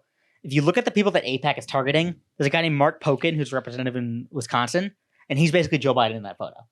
There's 6 people that they've been focusing on. It's him. It's Mark Pokin, who's a white Democrat from Wisconsin. Summer Lee, who's African American woman from Pittsburgh. Ilhan Omar, who people are familiar with. Yeah. Rashida Tlaib, who people are familiar with. Yeah. Jamal Bowman, who's a black man from suburban New York. And Ayanna Pressley, who's a black woman from the Boston area. Right? Mm-hmm. Neither of you probably know who Betsy McClellan is. No. She's banned from entering the state of Israel. She's a representative from Minnesota. Banned from entering the state of Israel. AIPAC has been silent because she's white. Wow. But yeah. Also, I mean, like people like Ilhan Omar are like very, very big right now online. But do you think that's also because of AIPAC targeting her? Yes, it is. Okay. They've pretty much given up on taking out AOC. And you're seeing AOC a lot less online these days. You're still seeing her, but interesting. Yeah, you're seeing her less, and like I don't think that's necessarily a bad thing. That you're seeing like less of her. I know that she's always doing good work. When AOC was first running, she said something like, on her Twitter, like there was some sort of massacre that happened in the West Bank, and so she went online and said, nobody should be killed for mainly protesting or something. It was like some sort of protest that ended up in a massacre. And so she said, this is horrible. And within like the next few days, she got an email from AIPAC saying, hey, we're going to we'll sponsor this trip to Israel for you. We want to like show you like the conflict behind Israel-Palestine and like get you to understand. And like she didn't really understand that much like about like the politics of AIPAC in Israel-Palestine, just because she was a bartender before she started. So she wasn't like very, very up to date on like the foreign policy front of things. And so she was like, okay, I'll think about it. And I mean, she did more research and she was like, no, I'm not going to do this. But like she was very, very close to being under AIPAC's influence as she was I mean, up and coming. Like it's, I don't know, they're just like awful. But beyond that, back to the original point, someone like Summer Lee, who is like very much been a friend to a lot of these protests and stuff. Like I know people who are organizers on both her campaign and for a lot of protests for humanitarian aid and stuff. People are excited to go vote for her. And if those people are going out to vote, like a lot of people who are like more excited about Summer Lee are probably in the same category of people who you think are not as excited about Joe Biden. Yeah. She's still going to get them out to vote. And when you're in the polling place, and you're looking at another 4 years of Donald Trump, I think people are going to realize how bad that would be. So here's the thing, though. Do you think like a large amount of people, at least in Pennsylvania, are going out to vote for local elections, or do you think a lot of people go out to vote for the presidential elections in general? Well, I think that they would be doing both. Yeah, people are doing like but I think the main issue is that the people who are there, I think there's a lot of people in the US who are just motivated to go out and vote for the national elections, and I don't think that for the Democrats at least there's going to be a major motivation to do that. The thing, if you are somebody who is majorly motivated to go to a national election, like if that's what's motivating you, you probably already know how you're going to vote. Like the thing is, and they don't talk about this when they cover politics, 80% of America knows how they're going to vote at any given point. Yeah. And like it's the 20% who are not so certain that tend to get more focused on, because that's what wins you elections. And of that 20%, probably 13% probably lean more towards the Democrats, 7% probably lean more towards the Republicans. The more that you get out to vote, the better the Democrats are going to do. So what's your predictions on voter turnout for? It's going to be high. Whenever Trump's on the ballot, people go out and vote. I think it's probably going to be a little less than 2020 if I had to guess, but I still think it's going to be high. And one thing that is maybe not has as much of an impact on the presidential election, but definitely on local elections, is college students. So COVID was around last time. A lot of colleges were virtual online. College students were not voting as a block. They were voting as individuals in a certain community. Yeah. So instead of having 10,000 votes from Pitt students in Pittsburgh, you had 10,000 votes split up across Pennsylvania and a whole bunch of other places not voting as groups. So like when you throw those all into somewhere like Pittsburgh, into a lot of these swing states have cities that have dominated by universities. Ann Arbor, Madison, Pittsburgh, like a lot of these states have a lot of college students there. It's going to be that's going to be helpful. But beyond that, I think that people are going to be, I don't know if people realize it now, people want to not care about politics anymore. People care about politics way more now than they did in 2012. People, I think, are less happy because of it. Yeah. People want to not care about politics anymore. It's way more polarizing. Yeah. And when people are like actually deciding to go to the polling place and are just like actually going to vote, I think that people are going to vote for, and this is what happened in 2020, people are going to vote for whoever they think they can think about least. And that means Joe Biden. Do you think Pennsylvania is one of the most important states? Pennsylvania is the most important state. And I'm expecting you to do a lot of campaigning there. Oh, yeah. What's your thoughts on uncommit votes? I personally, so some areas don't have uncommitted votes. Like Pennsylvania does not. So let's talk about Michigan specifically.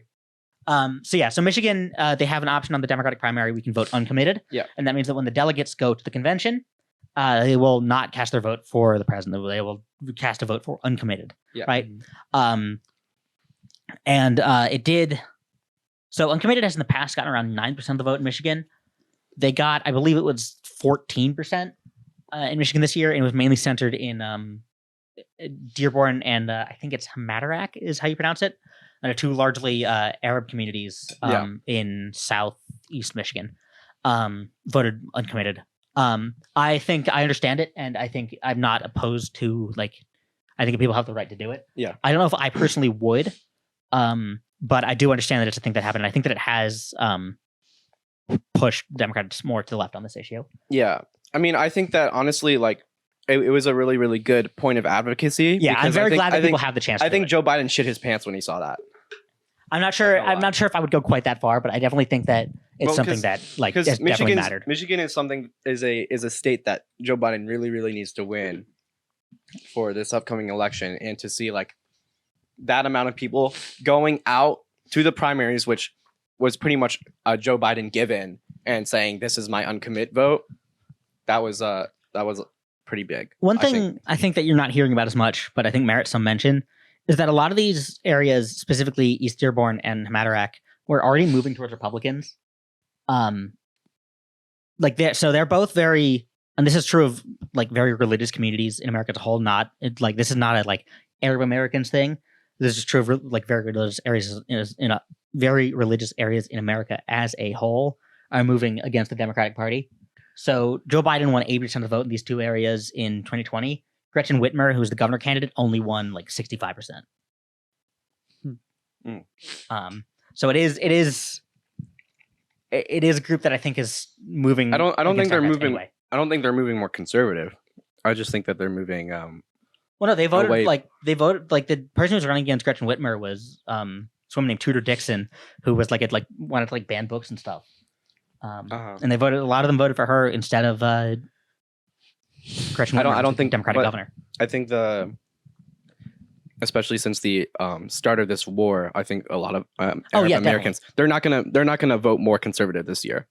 They're gonna vote if they are voting, they're gonna vote Democrat, because that's the more progressive party on this issue. I definitely agree. And Minnesota also was uncommitted, and it did even better there. I think it won 30% in Ramsey County, which is where St. Paul is. Mm-hmm. Ilhan Omar, I don't know if she endorsed it, but she her district is very much one that would be very receptive to it. After the primary happened, she was like, yeah, it's good that this happened, but also I'm endorsing Joe Biden. I know Rashida Tlaib endorsed. Yeah, she endorsed uncommitted, but I don't know if she has yet, but I think she probably will endorse Joe Biden for the actual election. Mm-hmm. And that's going to matter because when you have elected officials who are much more in tune with the group, that can help them get out and vote.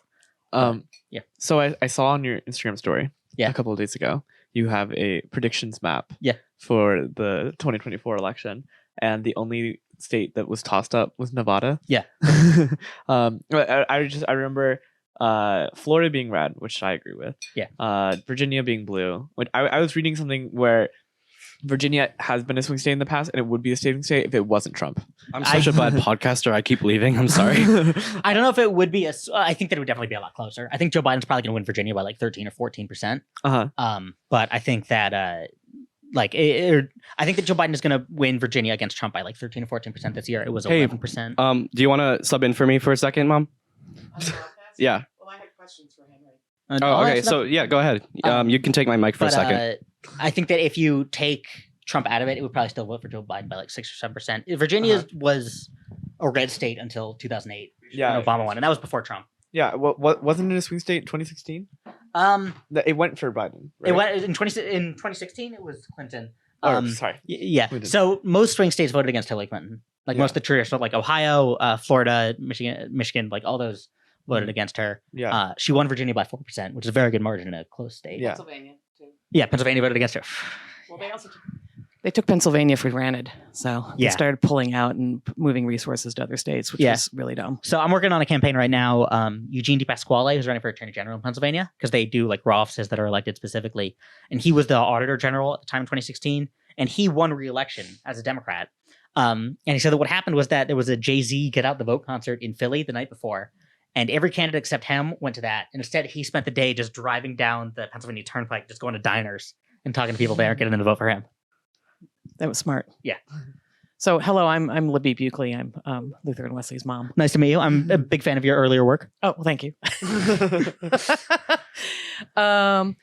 My question for you, Henry, is, my kids this year are looking at different colleges and trying to figure out where they want to go. And I was wondering, obviously you're at Pitt. You may or may not be very into progressive politics. And I guess my question is, how important do you think it is to go to a college that's part of your values? And how do you gauge a campus's sort of political activity and, making sure that you're going to have sort of kindred souls where you're going? Yeah. I think, and this might not be the answer that you're specifically looking for, but I think that especially if you go to a bigger college, you're going to find that you're going to find people like you regardless that you enjoy being friends with, regardless of the specific scenery there. But I also think there is a very big difference in University of Alabama versus University of Pittsburgh.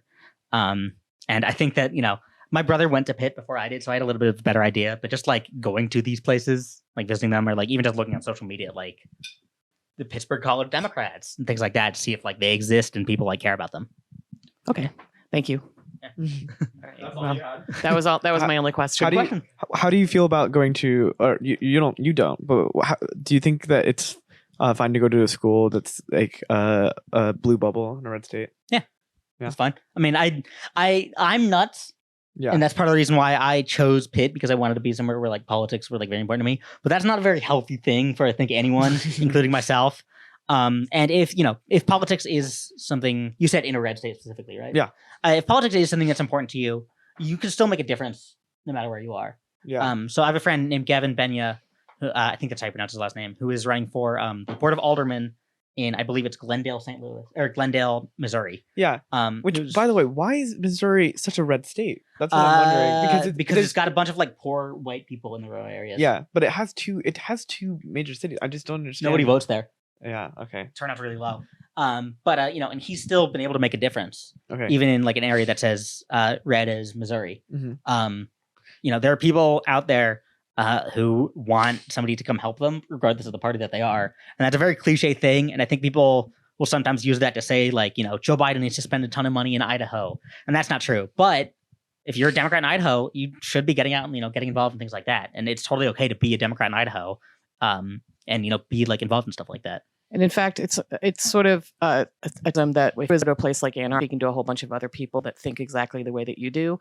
And while that can be really helpful, that also means you're not really changing anyone's hearts and minds. And one of the things that Barack Obama did very successfully is he actually went out and turned a bunch of states blue that had never been blue because they actually concentrated on them. Yeah. So what I mean, he was polarized. He was a very not polarizing candidate in general. Yeah, which is fascinating, by the way. The fact that a guy named Barack Hussein Obama did better with poor white voters in the rural South than Joseph Robinette Biden is itself very, very impressive. But I mean, I would push back on that a little bit.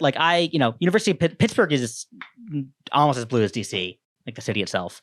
But there's very the campus, the politics of the campus. I know people from even moderate Republicans have a little bit of say to people who are part of the socialist left alternative clubs. And so it's not just always going to be people exactly. It might be people who vote similarly to you do, but that doesn't mean that they're going to be exactly like you. Especially being Democrats, especially on a college campus, it's a massive. The Democratic Party is a very big tent. Yeah. And if you're in an area that votes 90% Democrat, that 90% is going to be very, very different than an area that votes 90% Republican. So one question I have is, I guess specifically, I'm from Michigan. Don't say anything too personal. We're in Michigan. Okay. What? Oh. Okay. Nothing too personal. Okay. But yeah. You can say where you're from. Well, I was going to talk about one of the colleges I'm thinking of specifically, but Yeah, no, go ahead. okay. So, Wesley's looking at Michigan State. Yeah. And of course, That's in Ann Arbor, right? No, that's Lansing. in Lansing. Okay. So on the I know plus Northern side, Michigan better than but Southern she grew Michigan. up in Ann Arbor. but I grew up in Ann Arbor and I went to the University of My Michigan. family goes to University of Michigan. So. Oh, good. Okay. Well, so Michigan State traditionally has been a more conservative place. It was an agricultural grant college, but it's also in Lansing, which is the capital. Yeah. So obviously there's opportunities for getting involved. So I've been concerned about the son of mine who has gotten in because I worry that he will not find his niche there. So it's good to know that you think that you can find your peeps no matter where you're going. Yeah. There's a big college Democrats at Michigan State. Yeah, they're more active than the college Republicans there, which is kind of interesting. I think because a lot of the Republicans at Michigan State are Republicans, but like don't really care about the politics in general. But if you're a Democrat in Lansing, then you're very, very vocal. Yeah. The other thing is like, Pittsburgh again is a very blue city, but right outside is a lot of very red areas. So we go to those places. Right? Like I like probably is my phone like in my bag? Yeah, I'll go get it. I want to show you guys a picture actually of and I can send this to you if you want to edit it in or you can just I'm not going to do any edits. So if you want, you can like just go up to the camera. An area that I was in you should edit it in. Right before I like last weekend. Dravensburg, Pennsylvania. So it's very like rural area, like a lot of like rusty bridges and things like that. You got it. Yeah. Nice job. And even though we're in this like blue bubble, we're still able to get out to places like that and talk to like those kind of people, and talk to people who live there. And I really enjoy doing stuff like that. So I was in what's it called, Millvale, which is just north of Pittsburgh, doing a canvas there. And I was with my friend Olivia. Me and Olivia go not knock on his first car. We go to this woman's house. She's sitting on her porch. And we're like, hey, we're campaigning for Lindsay Powell, who's running for state representative. The person's like, I'm going to stop you right there. Is she a Democrat? And we're like, yeah. And she's like, I am never voting for another Democrat ever in my life.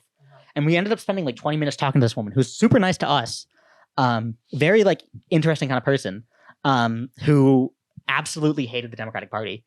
And a moment that struck me specifically is my friend Olivia says, when you look, one thing that I think about is what happened with the election, referring to January 6th, which was awful.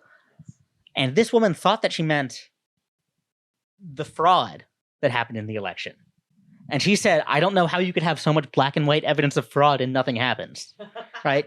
And so we were like the first Democrats that this woman had talked to in years. Right? Like you still get a chance to meet people like that, even if you are in like a specifically like blue bubble or something like that.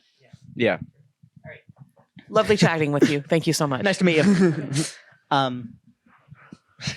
But yeah, I do think we were talking about Virginia, I believe. Yeah. I think that it would be Democratic even if Trump wasn't on the ballot. That's good to hear. Yeah. When Glenn Youngkin won, I think part of that was he was a good candidate. Part of that was Democrats were really demotivated.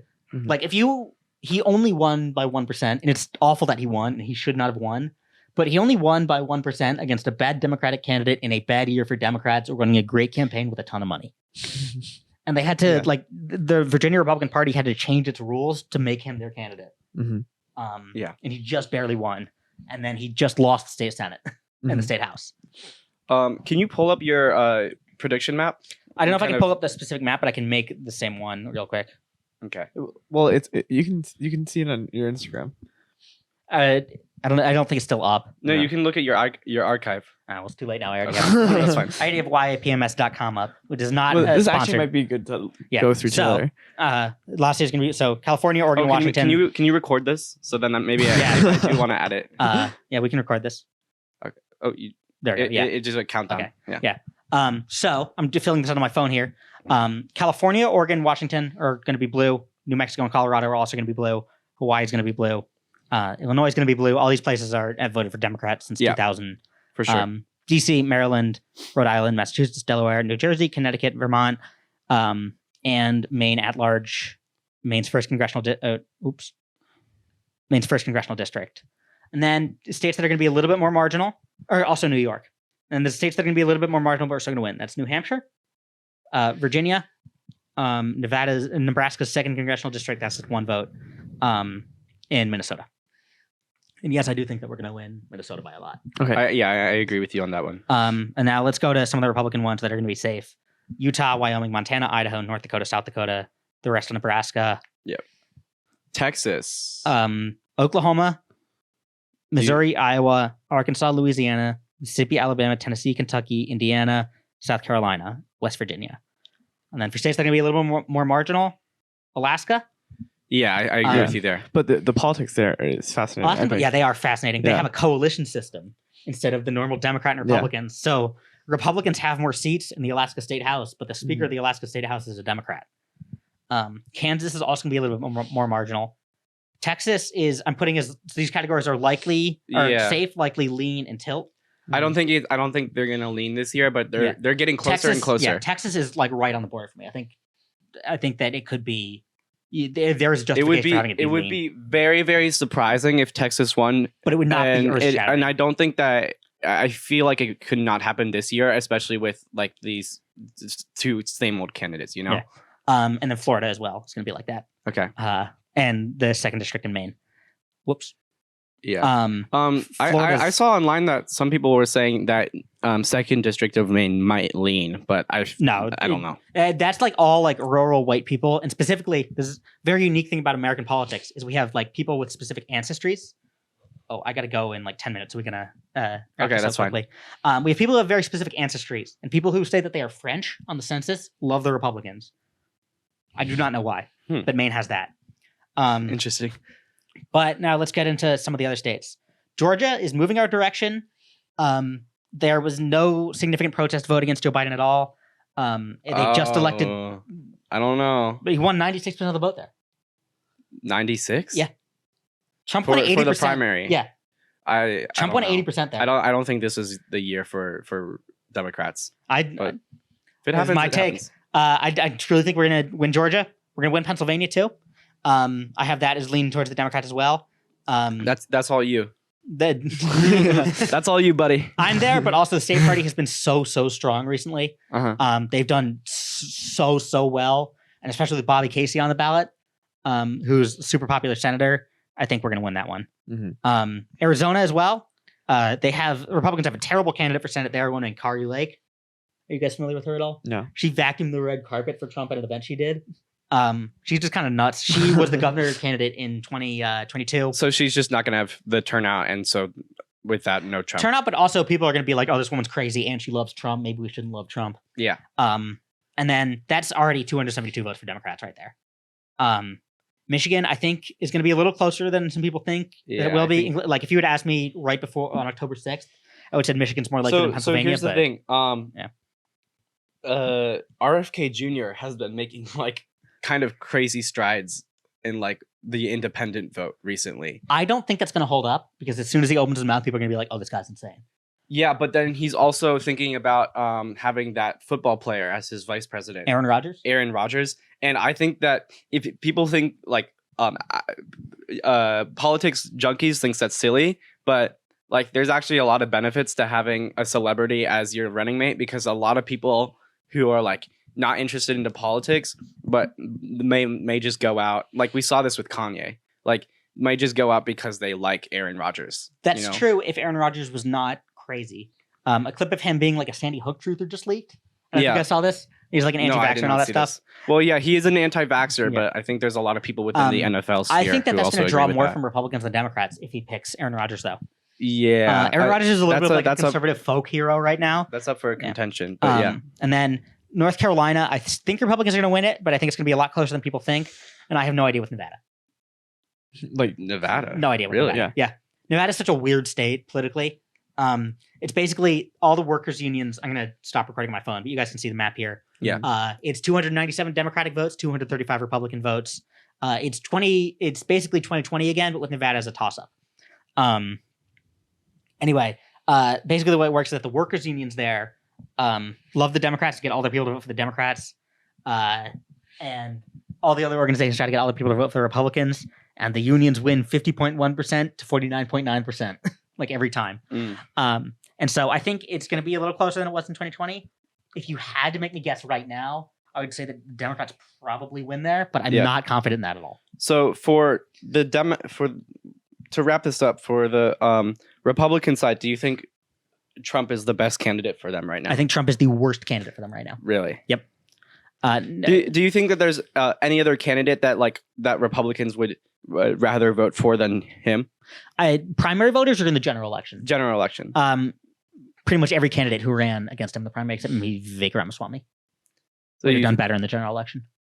So you think Vivek would have been a better candidate? No, Vivek would have been a worse candidate. Everyone else would have done better. Oh, okay. Yeah. Trump is a uniquely bad candidate. He already lost an election. I think Ron. I don't know about Nikki Haley, but I think that Ron DeSantis would have been a really, really good candidate if he was actually favored. Yeah, I mean, the problem with Ron DeSantis is that he looks like that and he talks like that. Like Trump? No, like Ron DeSantis. And it's very off-putting. Have you ever, if you watch a video of him speaking, he's a very off-putting person. And I still think he'd do better than Trump because I think that Trump is like a historically weak candidate, but DeSantis is not a good candidate either.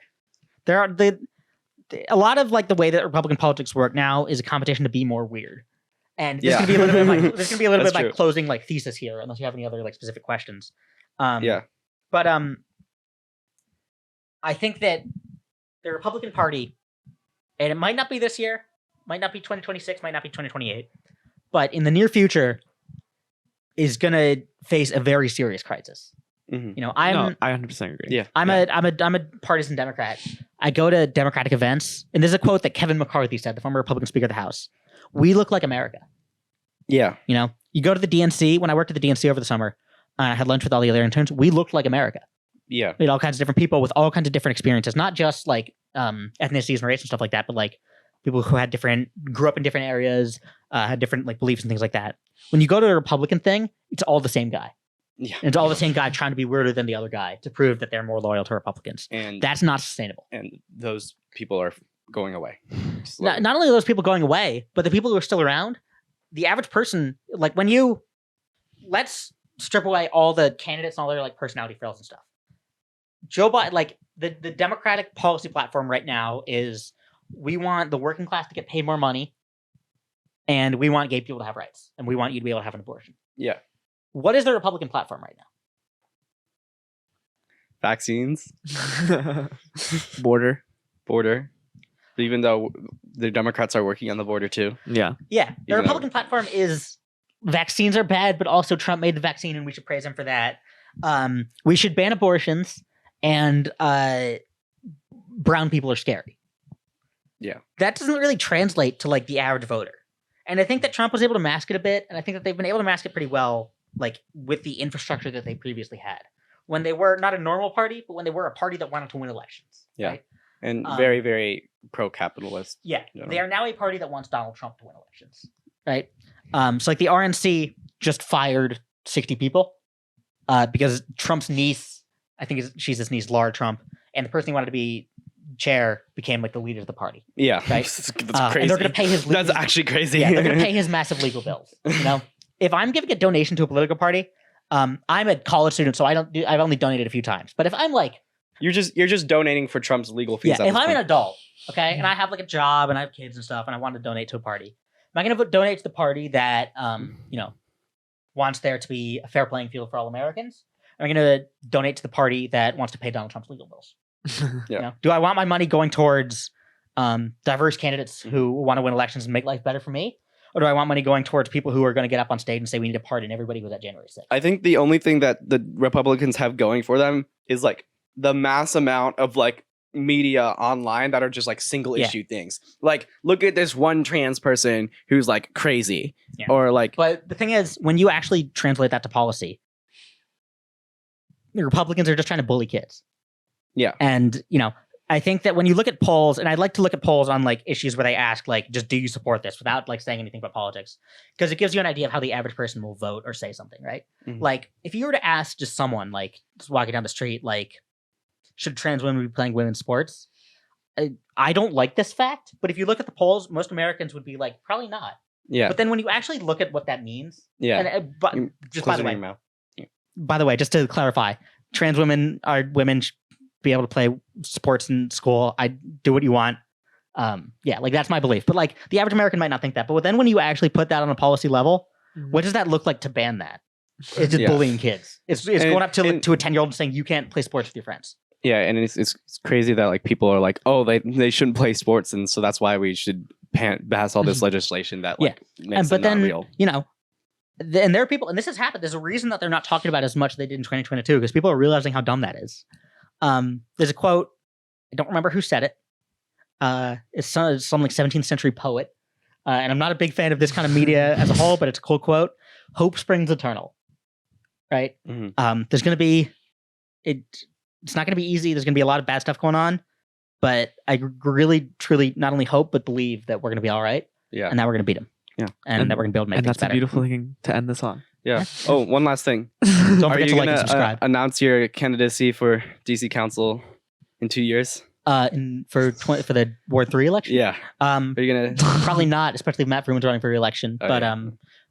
Keep an eye on the school board seat is what I'll say. Yeah. Ooh. Okay. Thank you guys for listening. Subscribe, like, Comment, subscribe, tell your friends, share with your friends. There's gonna be more great stuff coming There's up. gonna be some amazing guests coming. Yeah. We're hoping for 100K subscribers. 100K, and then we'll drop the next You guys podcast. doing a giveaway? When are you guys gonna have like a fake feud and drop diss tracks on each other? we need to have like a controversy. Yeah, we do. All right, so if this gets 10 likes, we will bring on Marjorie Taylor Greene. we'll discuss some drama, a feud between me and Luther. Yeah. All right, yeah. Don't forget to like, guys. Yeah.